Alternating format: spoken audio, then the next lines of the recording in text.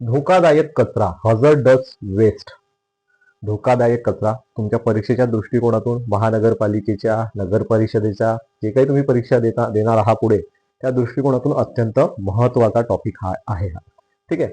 धोकादायक कचरा आता आलेल्या महानगरपालिकेच्या सिलेबसमध्ये, मीरा भाईंदर महानगरपालिका आहे, त्यांनी जो सिलेबस जाहीर केलेला आहे स्वच्छता निरीक्षकच्या, त्यामध्ये धोकादायक कचरा, हझार्डस वेस्ट हा टॉपिक आहे. त्या अनुषंगाने आपण ते टॉपिक कव्हर करत चाललोय. पुढे तुमचं नगर परिषदचा स्वच्छता निरीक्षकचा जरी पेपर राहील त्यावेळेला सुद्धा हे सर्व टॉपिक IMP राहील. ठीक आहे. चला स्टार्ट करूया. यावरची MCQ सुद्धा बघणार आहोत आपण.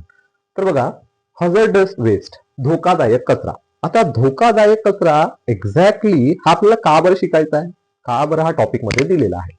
तर आपण जेव्हा स्वच्छता निरीक्षक ऍज अ सॅनिटरी इन्स्पेक्टर किंवा हेल्थ इन्स्पेक्टर म्हणून काम करत असतो कोणत्याही दवाखान्यात किंवा महानगरपालिकेत किंवा नगर परिषदेमध्ये, त्यावेळेला हे सर्व टॉपिक जे आहे तुमच्या परीक्षेत दिलेले आहे यावर काम करावं लागत असतं.